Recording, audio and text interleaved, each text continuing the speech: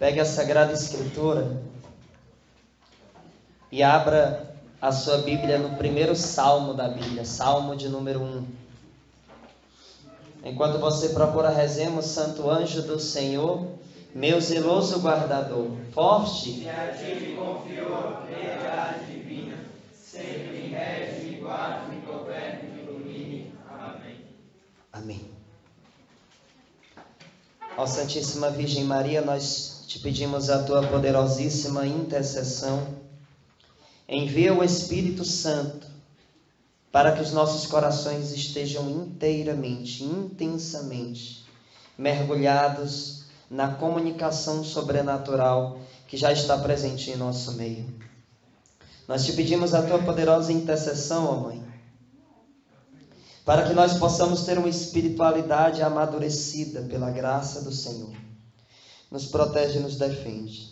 Em nome do Pai, do Filho e do Espírito Santo. Amém. Eu quero que antes de você ler esse salmo comigo, feche seus olhos e coloque a sua mão bem aberta em cima da Sagrada Escritura. Coloque a sua mão aberta em cima da Bíblia, feche seus olhos. Queridos, vocês estão verdadeiramente entendendo o que está nesse momento diante de você? Será que verdadeiramente você entende que aí nas suas mãos está a palavra de Deus? A palavra de Deus. Nesse momento, no silêncio, não precisa você responder em voz alta. Não precisa você falar em voz alta. Mas vá pedindo dentro do seu coração amor pela Sagrada Escritura, carinho pela Sagrada Escritura, intimidade com a Sagrada Escritura. Ame a sua Bíblia mais do que o seu celular, mais do que os objetos de sua casa, mais do que o dinheiro que você tem no seu bolso. Ame a Sagrada Escritura. Diga dentro do seu coração: Senhor, eu quero amar mais a Bíblia Sagrada. Eu quero me dedicar mais à leitura da tua palavra, meu Deus. Eu quero ter mais intimidade com o sobrenatural, Senhor. Fala comigo, Jesus. Me dá, Senhor Jesus, o entendimento da tua palavra. Me dá, Senhor Jesus, a criatividade que vem do Espírito Santo. Me dá, Senhor, a coragem de amar e mergulhar na vida da tua palavra. Ave Maria, cheia de graça, o Senhor é convosco. Bendita sois vós entre as mulheres, bendito é o fruto do vosso ventre, Jesus. Santa Maria, Mãe de Deus, rogai por nós, pecadores, agora e na hora de nossa morte. Amém. O tema dessa pregação é o combustível da movimentação em Deus. Qual é o tema da pregação? O combustível da movimentação em Deus. Aleluia. O primeiro tema nós falamos sobre a tempestade de pedras, que foi uma visualização que eu tive e daí surgiu a pregação. Nós falamos sobre conversão, mudança de vida. Agora nós vamos falar um pouco sobre a perseverança.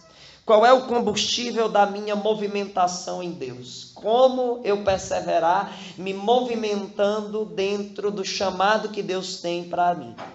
Amém? Amém. Pergunte à pessoa que está do seu lado. Você vai prestar atenção? Você vai prestar atenção? Diga assim: olha, pelo amor de Deus, tu não vai me atrapalhar não, criatura. Amém. Olha para cá, senão a conversa vai longe, né? No primeiro salmo da Sagrada Escritura, vai falar assim: feliz o homem que não procede conforme o conselho dos ímpios, não trilha o caminho dos pecadores, nem se assenta entre os encarnecedores. Feliz aquele que se compraz no serviço do Senhor e medita sua lei dia e noite. Ele é como a árvore plantada na margem das águas correntes, dá fruto na época própria, sua folhagem não murchará jamais. Tudo o que empreende prospera. Os ímpios não são assim, mas são como a palha que o vento leva. Por isso não suportarão o juízo, nem permanecerão os pecadores na assembleia dos justos. Porque o Senhor vela pelo caminho dos quem? Ao passo que o dos ele leva a perdição. Amém. Fecha a Bíblia, respira que é de graça, olha para cá, só para cá, tá bom? Se você olhar para o lado, eu pego meu chinelo e rebolo na sua testa daqui. Mara, tô brincando, viu? A chinela não, mas uma bom. Não, tô brincando. Amém? Queridos, nós somos pessoas que muitas vezes temos alguns questionamentos interessantes dentro da nossa alma. Muitas vezes vai brotar perguntas essas que são necessárias para o nosso crescimento espiritual. Se questionar não é um defeito, desde que você entenda que nem sempre você vai ter as respostas tão diretas como você muitas vezes exige de Deus. Às vezes nós somos pessoas que sempre queremos respostas prontas e rápidas, né? Eu estava falando esses dias num grupo que eu tenho no WhatsApp, Brasil Pregadores, o nome do grupo. E lá tem pregadores do Brasil inteiro. E a gente estava falando sobre estudar, né? E eu disse, olha, às vezes a internet é um veneno para a espiritualidade. Por quê? Porque a gente tem uma dúvida, bota lá na internet em busca de uma resposta pronta e rápida, né? Sendo que, na verdade, às vezes isso corrompe a gente. Por quê? Porque às vezes a gente vai atrás daquilo que é mais fácil. Então, nós precisamos valorizar muito o quê? Um processo formativo, para que eu possa entender tantas e tantas perguntas que vêm no meu íntimo. E esse processo formativo exige de você uma leitura, exige de você orações. Às vezes as pessoas chegam para mim e dizem assim, missionário, o que é isso, o que é aquilo? Eu digo, vai estudar. Pare de querer sempre respostas prontas e rápidas. Tenha também o esforço de aprender. Você diz, você foi muito ignorante. Não é que eu fui ignorante, eu estou lhe motivando a você ter um esforço maior. E uma das perguntas que veio no decorrer da minha caminhada de fé foi, como é que eu vou conseguir perseverar?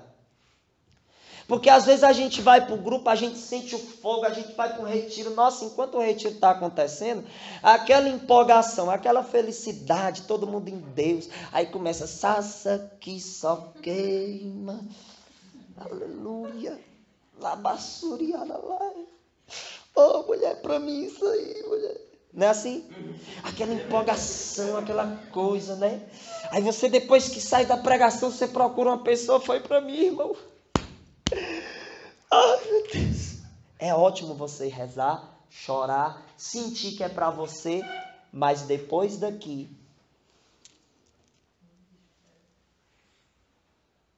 o negócio vai ser sério. Sabe por que vai ser sério? Porque a sua fé, ela não vive de empolgação. Ela não deve ser centralizada em sentimentalismo. E hoje as pessoas estão falando direto de avivamento. É aleluia, é glória. Vai, irmão, repousa, lavassura e abacanta. Ótimo. Isso é muito bom. Mas não é só isso.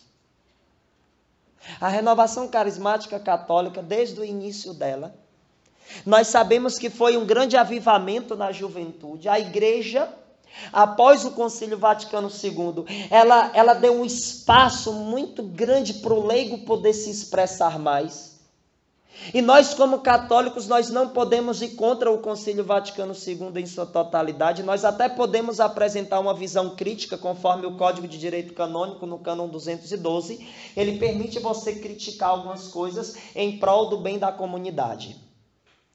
Mas nós não podemos cair ao ponto de denunciar o concílio como se o concílio não prestasse. Pelo contrário, o concílio ele trouxe um avivamento muito grande para a igreja.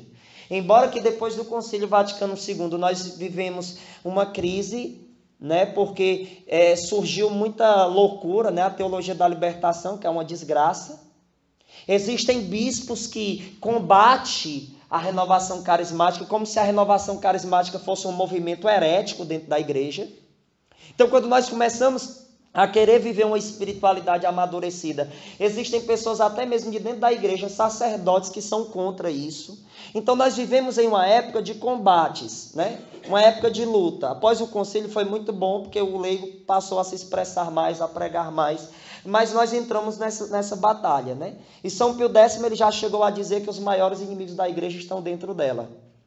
Por que eu estou falando disso? Por que eu entrei nesse assunto? Por quê? Porque também não é somente como inimigo da igreja os adeptos à teologia da libertação, não é somente inimigo da igreja aqueles que se intitulam pastoral da juventude, mas não tem nada de pastoral. Em muitos lugares nós temos presenciado uma juventude altamente corrompida por uma espiritualidade misturada com aquilo que é de Umbanda. Eu já fui para encontros que se diz ser pastoral da juventude e a galera andando com as bananas rodopiando. E não sei o que, viva a mãe terra. Isso não é catolicismo. A gente sabe que esses são inimigos da igreja. Mas eu também quero dizer que dentro da renovação carismática católica também existem inimigos da igreja. Quem? Quem propaga um avivamento sem penitência, sem mortificação, um avivamento emocionalista, uma espiritualidade centrada no emocional. E a nossa fé, gente, ela não é alimentada nisso. A centralidade da igreja não é essa, de você só... Tem pessoas que pensam que Deus só agiu se chorar. Isso dentro da renovação.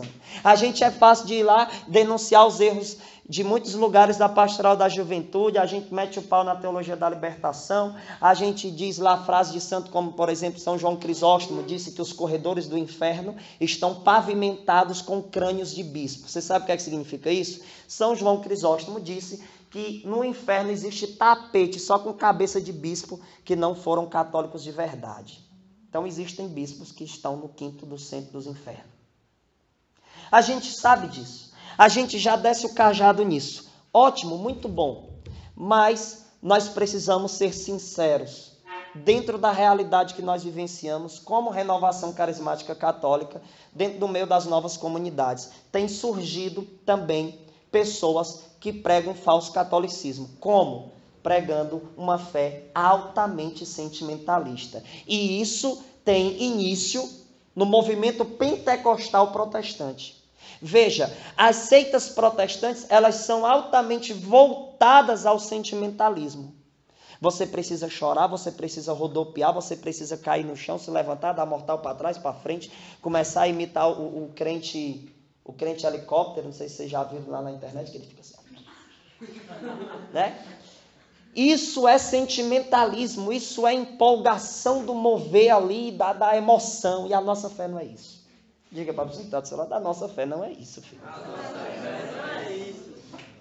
Então, eu quero falar para você tudo isso, eu dei essa introdução, eu vou começar a pregar o tema agora, eu dei apenas uma introdução. Por que eu cheguei nessa introdução? Por quê? Porque, queridos, entenda, para você perseverar na sua fé, você tem que ter o entendimento que você não pode ser movido ao emocionalismo, ao sentimentalismo.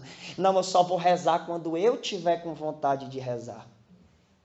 Não, eu só vou para a missa quando eu tiver com vontade de ir. Não, eu só vou visitar Jesus Eucarístico quando eu tiver empolgado para ir. Quando eu não quiser, eu não vou.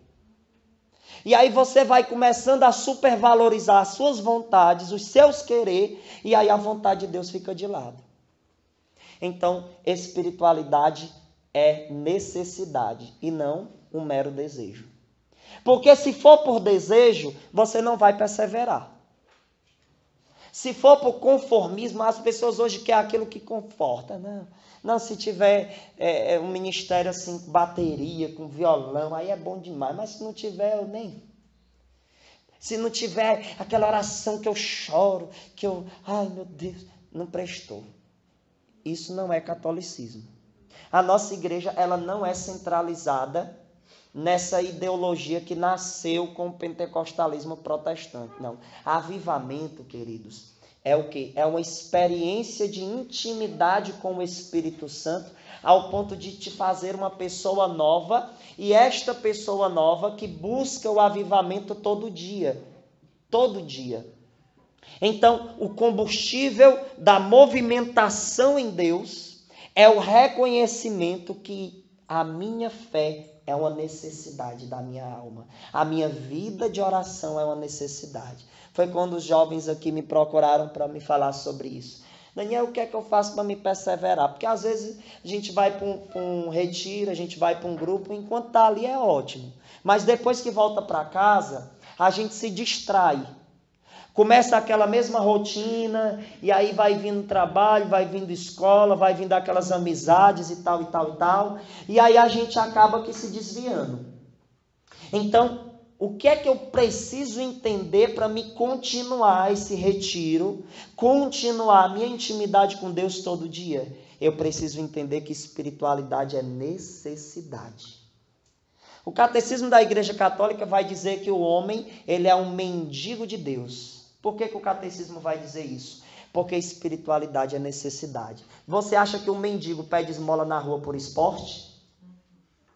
Ele pede para se divertir? Ele pede por necessidade. Então, quando nós temos essa visão sobre a espiritualidade, nós passamos a levar a sério a nossa caminhada de fé. Vai ter dia que você vai acordar sem nenhum pingo de vontade de rezar, mas você vai lembrar do que eu estou lhe dizendo. Mas o missionário disse que espiritualidade é necessidade, então eu tenho que rezar, mesmo eu não querendo. Por quê? Porque não é o seu querer que tem que prevalecer, é o querer de Deus. Tem gente que vem para um momento de pregação como esse, mas não quer estar aqui. Aí, por não querer estar, fica por ali, fica voando, pensando aí, sei lá em quem, na Lady Gaga, no Michael Jackson, sei lá, né? Na Pepa. Fica aí, lembrando do Ursinho Puff, sei lá, aquele banana de pijamas.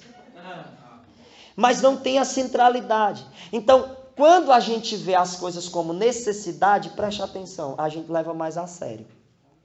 Eu estava dizendo um exemplo bem simples e prático. Quem aqui trabalha e levanta bem cedinho, levanta a mão. Levanta cedo. Pronto. Os que trabalham e levantam cedo. Quem aqui estuda de manhã, levanta a mão. Pronto. Perceba que o trabalho e o estudo é uma necessidade. Quando você levanta pela manhã bem cedo, a vontade é de continuar dormindo. Tudo que você vai fazer bem cedinho de manhã, quando você acorda, aquele despertador no seu ouvido, você fica doidinho. Vou ter que levantar, meu Deus do céu. Aí você olha para a cama olha para você, vocês dois começam a se paquerar, aquela coisa, um atraindo o outro. E deixa eu dizer que te amo, deixa eu pensar em você. Ai, eu te quero, mas eu não posso. É ou não é?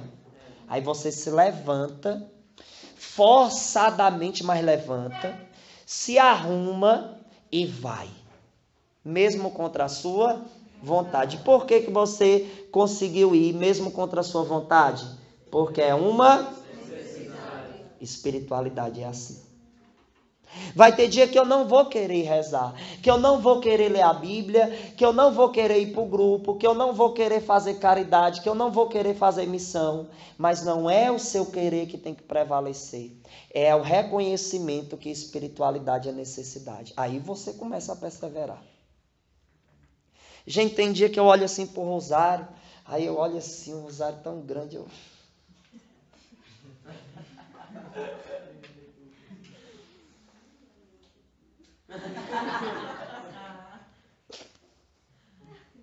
Amém, Jesus, amém. Creio em Deus Pai Todo-Poderoso. Aí às vezes a gente pega, olha, a nossa espiritualidade, ela às vezes é tão corrompida por causa do mero desejo, que às vezes a gente pega na cruz do texto já pensando na salve rainha. Já prestou atenção? É. Então você tem que ter um esforço. Esse esforço depende de você. Depende de você. Lembra de Zaqueu? Zaqueu estava lá parado, estava a multidão impedindo dele enxergar Jesus. Naquele momento, Zaqueu, ele simplesmente se aproximou de Jesus, não mais por desejo, porque não foi por um simples desejo. Teve o desejo no meio também, mas não foi um desejo vazio. Foi uma necessidade. Ele já se viu na necessidade de encontrar Deus. E o que foi que ele teve que fazer? Ele teve que sair do seu lugar.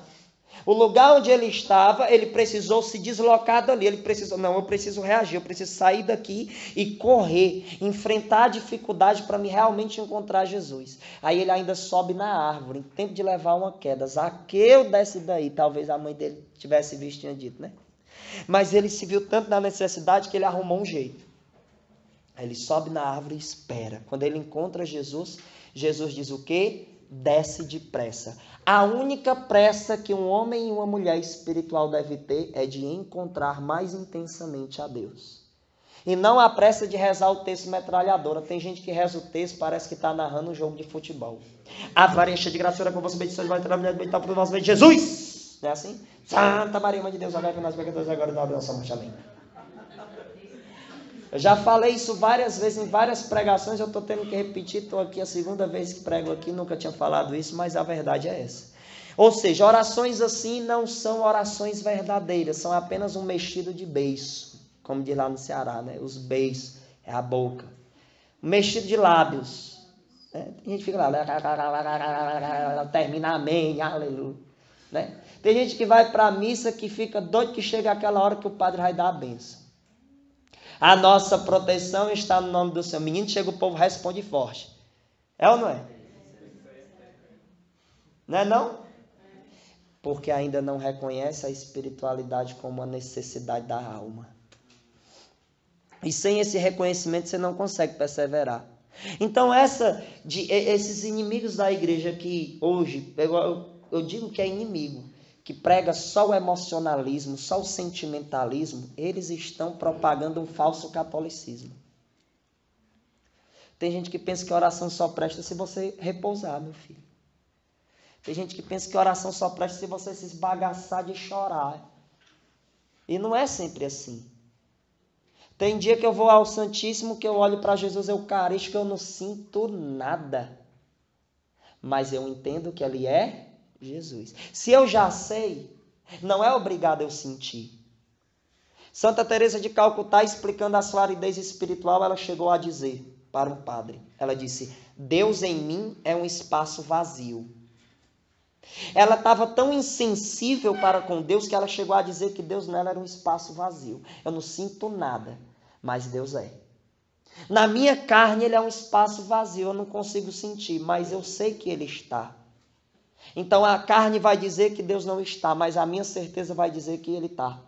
Então se trata de algo racional, eu preciso raciocinar. Ali está Jesus. Eu não estou sentindo, eu não estou chorando, não estou me arrepiando, mas eu já sei que ali é Jesus. Eu já sei. Se eu já sei, já é o suficiente para me ter um respeito por aquilo que sei. E assim eu ser submisso. Então você já sabe da verdade. Você veio para esse retiro, você está aprendendo a verdade. A verdade, ela está penetrando, está moldando a voz da sua consciência. Da sua o quê? Teve uma vez que um filho espiritual chegou para mim e disse assim, Pai Daniel, me diga o que é que mais evangeliza o homem. Eu olhei para ele e disse, a consciência. Porque a minha pregação lhe evangeliza agora, lhe ensina a verdade agora, mas quem é que te acompanha no seu dia a dia? A voz da sua consciência. Quando você faz o errado, a primeira voz que chega em você é a voz da sua consciência. Tu está errado. Tu está em pecado mortal. Deixa eu te confessar, senão tu vai para o inferno. Ninguém está vendo, mas eu sei. A voz da sua consciência é quem mais te evangeliza. Por que ela te evangeliza? Porque quando a verdade ela penetra na vida de alguém, na hora que você errar, a primeira pessoa que vai falar para você que você errou é a voz da sua consciência. Se eu disser para você que aqui é um avião, aqui é o quê? É uma vela, né? Isso aqui é uma vela ou é um avião?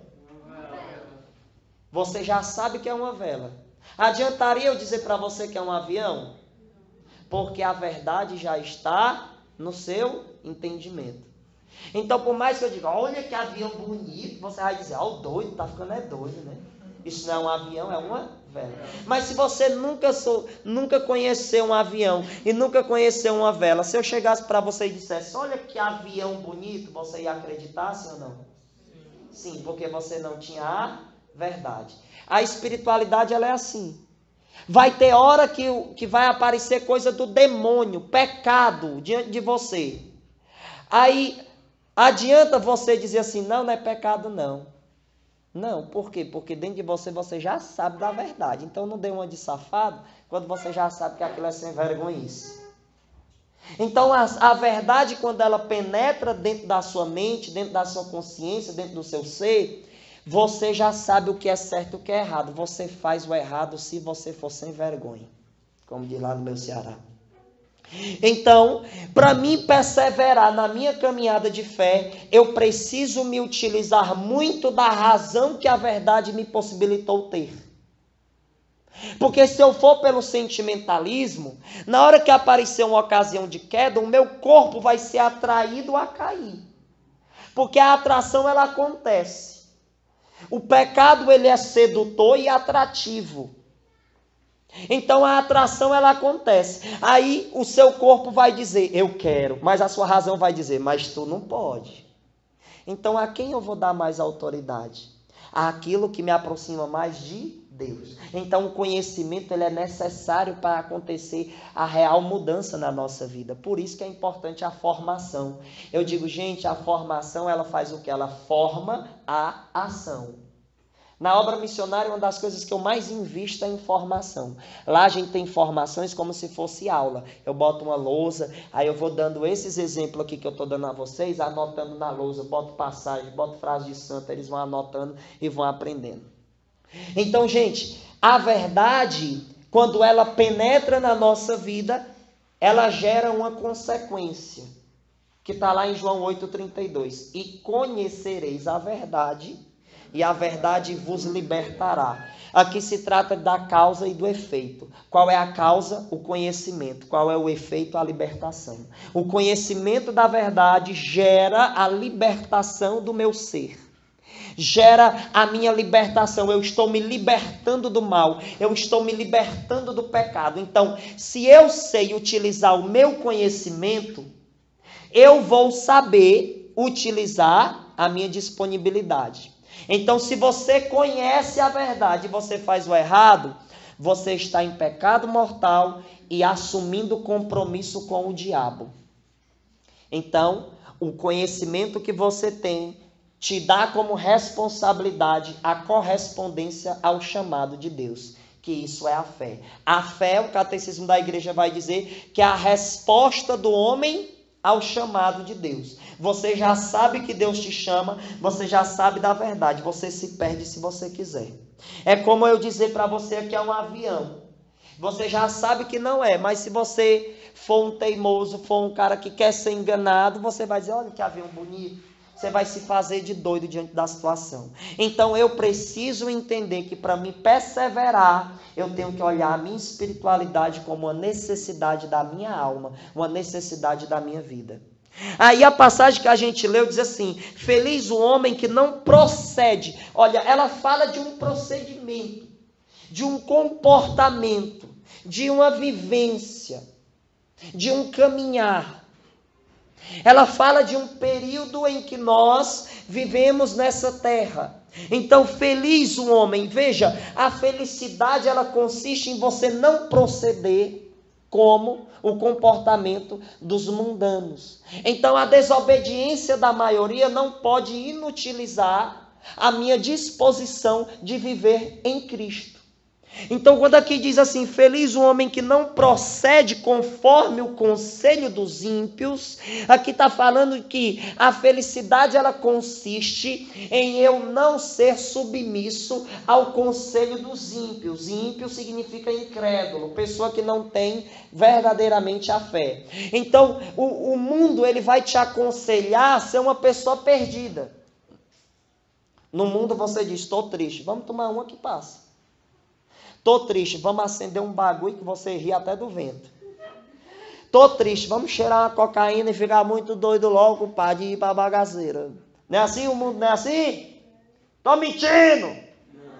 Então, queridos, nós precisamos entender que o procedimento dos maus não pode ser o mesmo do meu. E nem o meu, o mesmo procedimento dos maus. Quem é mau, quem é bom é bom. Deus é bom. Então eu quero ter intimidade com aquilo que é bom. Então eu vou fazer o máximo para que o meu comportamento seja conforme às exigências de Deus. Agora, se eu olho para o comportamento dos maus, dos mundanos, e eu me lanço aquilo, porque é atrativo. O procedimento dos maus é atrativo. As festas do mundo, as coisas mundanas são atrativas. Por quê? Porque geram prazer na carne. Então, se eu olho para aquilo e eu me lanço aquilo, eu vou ser um infeliz. Porque feliz é o homem que não procede conforme o conselho dos ímpios. Mas se você procede conforme o conselho dos ímpios, você está querendo para si a infelicidade. Aí continuou, não trilha o caminho dos pecadores.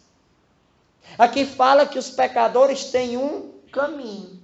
Caminho esse que podemos denominar como desvio. Porque o caminho é Jesus. Jesus é o caminho. Fora de Cristo só existe desvios. O diabo está querendo desviar você, apresentando para você um falso caminho, que é o caminho da inconstância, da dupla personalidade espiritual. Um dia eu sou de Deus, 2 eu não sou. Um dia eu rezo, 5 não. Um dia eu leio a Bíblia, próximo mês eu leio de novo. Não, se for para me escutar a palavra de Deus, domingo tem na missa. Não é assim. Então, se trata de um procedimento. Aí diz assim, ó, nem se assenta entre os encarnecedores. Esse assentar significa o quê? O se acomodar conforme o procedimento dos encarnecedores, ou seja, dos mundanos. Quando aqui diz que você nem se assenta, ou aquele que tem um procedimento em Deus, ele não se assenta entre os encarnecedores. Esse se assenta significa o quê? Que você não pode se acomodar dentro de uma realidade desviada do caminho que Deus já te dá. A vocação é um chamado de Deus que cada um de nós temos. Existem vários desvios. As pessoas estão desviadas. Aí se você olha para as pessoas desviadas e você vai no mesmo rumo, o que é que acontece? Você foge da sua responsabilidade de vocação e se entrega a prazeres passageiros que te conduz a um tormento eterno.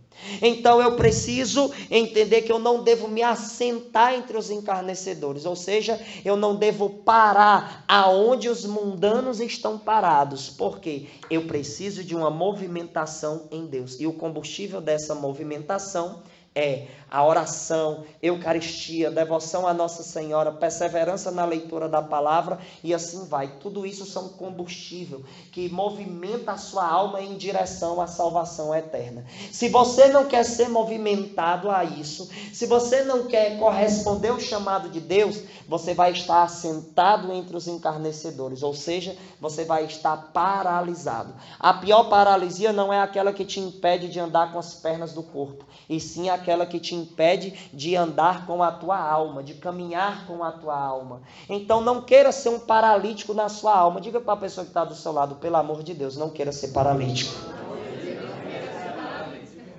Olhe para cá. Aí lá no versículo 2 diz assim, feliz aquele que se compraz no serviço do Senhor. Eita glória! No serviço.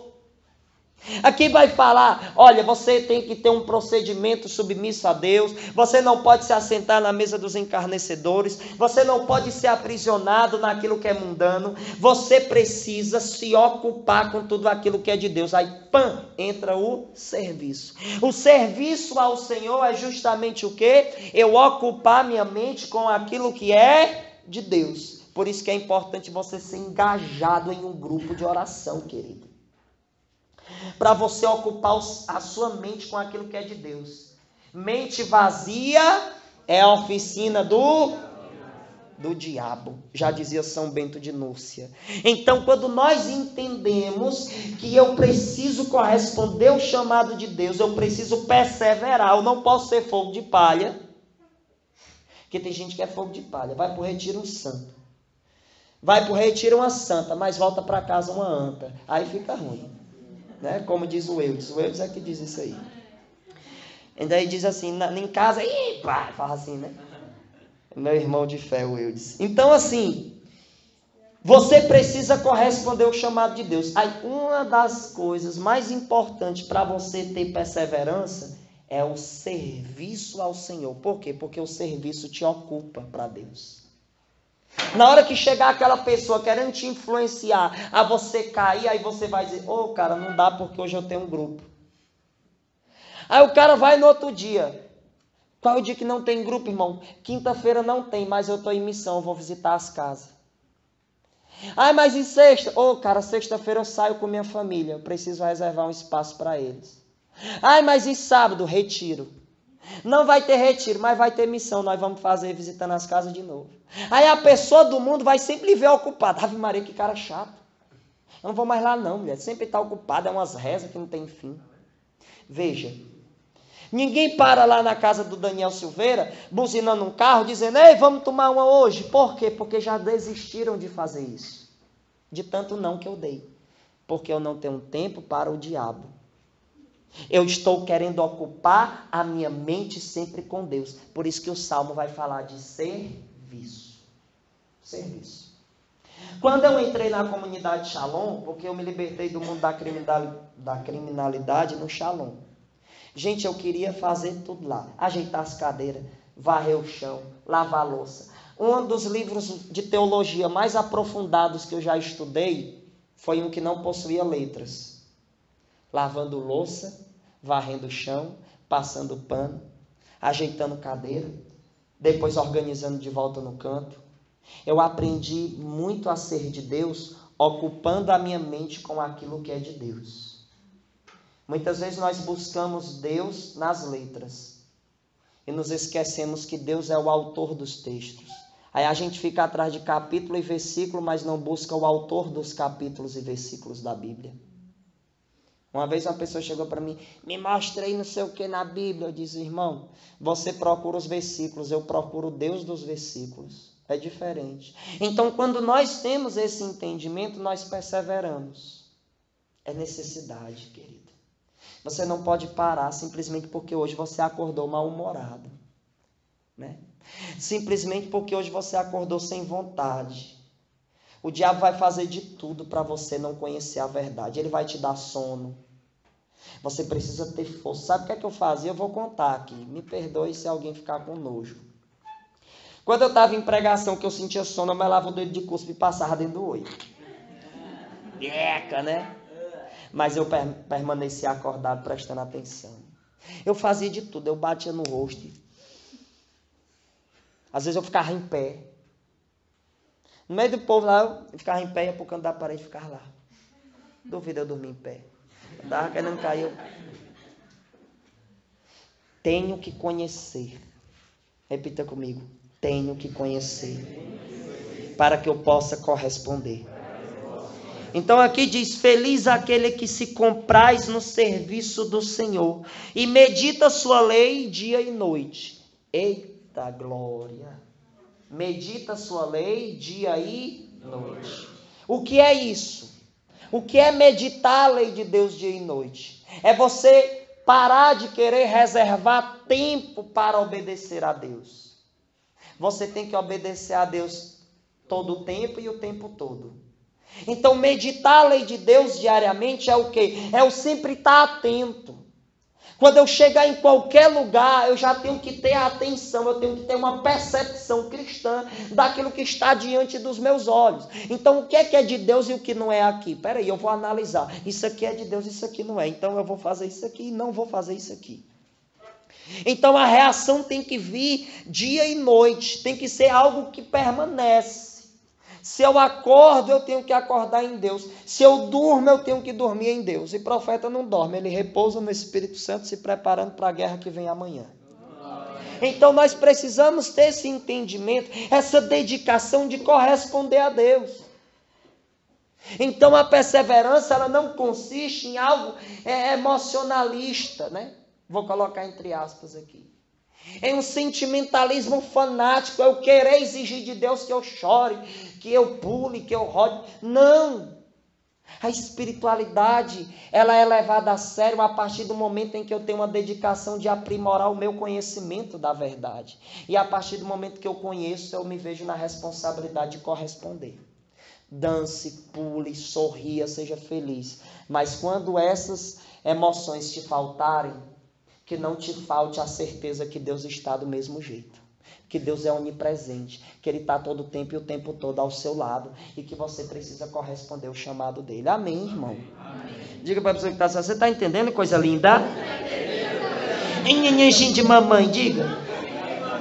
No versículo de número 13 diz assim: Ele é como a árvore plantada na margem das águas correntes, dá fruto na época própria, sua folhagem não murchará jamais, tudo que empreende prospera. Aqui fala de pessoas que têm uma folhagem que não murcha, não é uma espiritualidade que seca, não, é uma espiritualidade viva, é uma espiritualidade que tem intimidade com Deus, e aquele que é transbordado pela graça de Deus, pelo Senhor Jesus Cristo, ele não murcha nunca.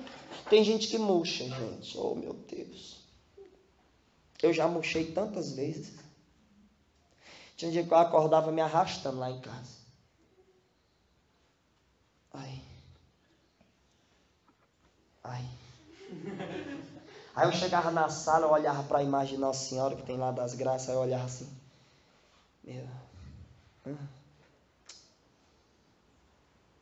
Vou rezar depois. Estou cansado. Vou me sentar aqui no sofá, ligar a televisão. Murcha. Espiritualidade, ó. Fraquinho. Passa por um combate, pronto, é o fim do mundo. Não, Deus não vai atender minha reza. Eu tenho que ir logo pedir alguém para meter a mão na minha testa para me rezar por mim. Porque não aguento. Aí você chega... qual foi a última vez que você dobrou seu joelho na presença de Deus e orou? Ixi, irmão, eu lembro que na década de 80... né? Espiritualidade murcha. Tem gente que diz assim: ai, irmão, o primeiro amor era bom demais. Na época do primeiro amor, nossa, tudo que eu olhava era sentindo Deus. Ai, mas hoje, negócio assim, sabe? Aí vem Padre Léo, na sua loucura, aí diz assim: existem as ovelhas e existem as ovelhas. As ovelhas é aquela espiritualidade fraca. A gente diz assim: vamos rezar, irmão, levante sua mãe. A gente começa mas quando era do mundo, né? Era a noite todinha. Mas quando é para Deus é um negócio assim arrastado, uma coisa... espiritualidade murcha. Murchou, coitado. Que até a cara dele é a cara murcha. Tem gente que vai fazer missão, chega nas casas, bota logo a mão assim na parede. Senhora, é porque a gente estamos aqui fazendo missão, me dê logo um copo d'água aí. Aí a pessoa deve pensar: desgraça, eu venho aqui só dar prejuízo. Aí chega lá, se senta, ou então se escora assim na parede, assim. Lá na obra missionária eu digo: desgruda as cadeiras das paredes. Imagine que a parede é o diabo. Aí eles ficam todos doidos, né? Porque tinha gente que dormia. Aí eu dava glória a Deus, a pessoa... Aí acordava. Aí às vezes o pregador, para manter o povo atento, ele tem que dizer assim: olha para a pessoa que está do seu lado, diga: Jesus ama você, para ver se a criatura acorda. Jesus ama você. Né? É verdade. Então eu preciso reconhecer a necessidade como necessidade, a espiritualidade como necessidade, para que eu possa perseverar. E aí vem o serviço, vem o estudo, vem a oração, mesmo quando eu não quiser, mas eu vou. Lá na obra a gente tem um lema que a gente diz assim: missionário não reclama, missionário diz amém. Amém. Amém. Vamos para a missão? Amém. Bora. Vamos fazer isso para Deus? Amém. Vamos. Tem gente que a gente não pede nem nada. Tá? Às vezes a gente vai pedir para... vai pegar ali umas cadeiras, irmão, para botar aqui, que tem gente de pé. Aí tem uns que faz logo uma cara assim, murcha. Espiritualidade murcha. Quem é verdadeiramente de Deus, ele é como a árvore plantada na margem das águas correntes. E essa água corrente é uma água viva, porque é Jesus Cristo de Nazaré. É uma água viva, que lhe dá vida. Eu escutei uma pessoa aí falando, foi me motivando ainda mais. A pessoa falou aí, água viva. E é mesmo a água viva. Então, a água viva ela é uma água corrente. A água da espiritualidade é uma água corrente, não uma água parada. Gente, a gente tem que parar com essa história de espiritualidade murcha. Tem que ser uma espiritualidade viva. O versículo 5 diz, por isso não suportarão juízo. Quem? O que diz no versículo 4. Os ímpios não são assim. Assim como não são plantados em águas correntes. Não tem intimidade com a água viva. Aí eles dizem, como é que os ímpios é? Os ímpios não são assim, mas são como a palha que o vento leva. E esses ventos é os ventos mundanos.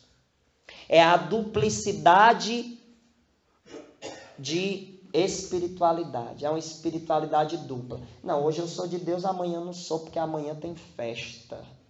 Amanhã tem bagaceira. Então vou logo rezar hoje, pedindo a Deus que amanhã eu não morra para dar tempo depois da manhã eu me confessar. Mas amanhã é do pecado, né?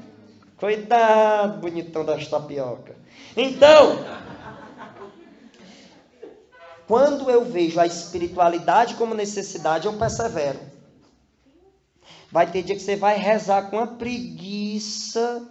Aí você vai lembrar daquilo que Santa Ângela de Foligno disse. Que uma oração fatigosa é uma oração que agrada a Deus. Ou seja, uma oração, aquela que cansa, que você faz se arrastando, mas faz, contempla, medita ali. Não querendo, mas vai. Essa oração ela é mais potente do que aquela que quando você quer rezar, você reza. Por quê? Porque nessa hora você vence a carne e o que prevalece é o Espírito Santo de Deus na sua vida. Santa Faustina, no número 90 do seu diário, ela diz assim, ó meu Jesus, ó meu Senhor, inflamai o meu coração para convosco, para que em meio às tempestades, sofrimentos e provações, o meu espírito não desfaleça. Vós vedes como sou fraca.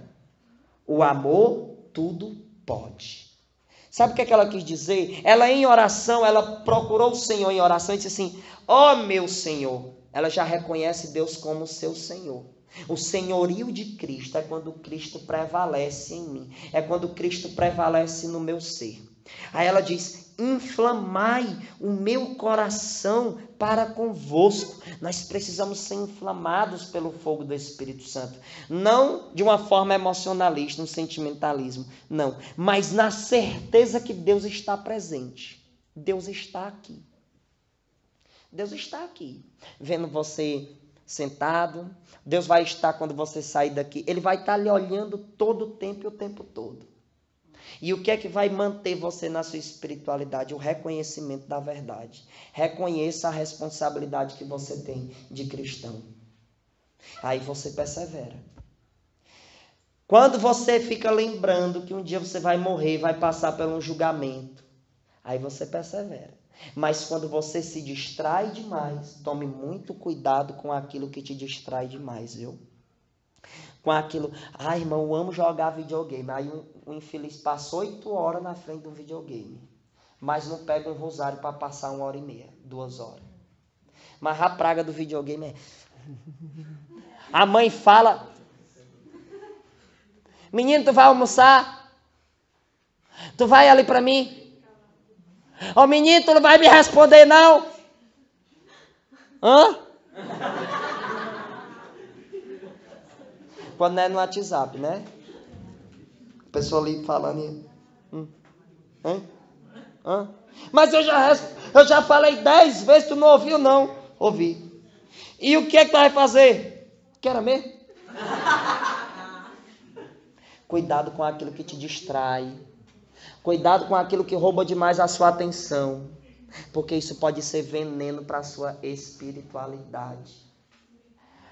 Às vezes não é nem o WhatsApp, não é videogame, não é televisão, mas é as conversas demais. Você conversa demais. Você é uma metralhadora. Você para que tem gente que fica assim com o ouvido latejando de dor. E você lá. E a pessoa, para não ser mais educado, fica ali suportando.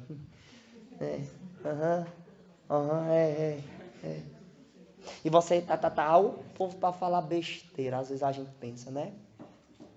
Cuidado com aquilo que te distrai demais. Por quê? Porque isso pode te roubar da perseverança em Deus. E rouba. Você conversa, presta atenção, Santa Faustina ela diz, nós precisamos falar mais com Deus do que com os homens. Você anda conversando mais com seus amigos ou com Deus? Menino, quando você está ali naquela rodinha de colega, é bom demais. Você conversa. Pelo amor de Deus. Mas quando vai para o quarto, que fecha a porta, não ora ao Senhor. Então é bom conversar? Ótimo. Desde que você entenda que é preferível falar mais com Deus. Entendeu? Tanto que Santo Agostinho diz, é preferível falar com Deus do que de Deus. Tem gente que é uma metralhadora. E Santa Faustina diz, uma alma tagarela é vazia interiormente. Aí não persevera. Porque para você perseverar, você tem que rezar. Você tem que rezar todo dia. Amém? Mais na frente, o Senhor me fez destacar aqui o que ela diz. Ó. Em meio às tempestades, sofrimentos e provações. Nós vamos estar em meio a essas situações, a tempestades, né? As tempestades dos seus sentimentos. Se alguém te traiu, te feriu, alguma coisa, se você não for uma pessoa que vê a espiritualidade como necessidade, você vai e se mata, você se vicia numa droga, se vicia numa bebida e se entrega àquilo que é mundano. Então, necessidade. Mais na frente o Senhor me fez destacar o que ela disse, ó. O meu espírito, para que o meu espírito não desfaleça. Vós vedes como sou fraca. Ela reconhece que ela é fraca, mas ela diz assim, o amor tudo pode. Eu sou fraco, mas se eu amo a Deus, eu tudo posso enfrentar por Deus. E assim perseverar. Você está entendendo, sim ou não? Sim. Santo Agostinho diz, para que a fraqueza pudesse tornar-se força, o forte tornou-se fraco. Deus... O verbo encarnado, ele veio, ele se fez de fraco para fazer você forte. Porque ele diz, tudo que vós pedir ao meu Pai em meu nome eu vos darei. Aí, ó, tem aquele autor desconhecido, naquele livro, No Coração da Igreja.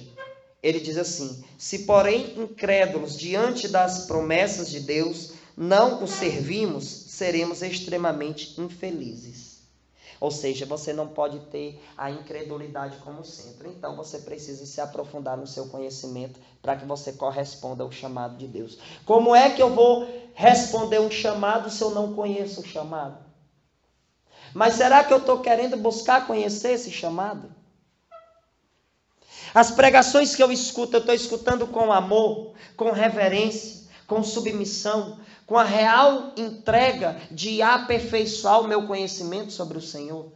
Se você não tiver com essa real entrega, gente, você não vai ser feliz. Vocês não serão felizes. Nós não seremos felizes. Então, aperfeiçoe o seu conhecimento. Amém? Amém. Louvado seja o nosso Senhor Jesus Cristo.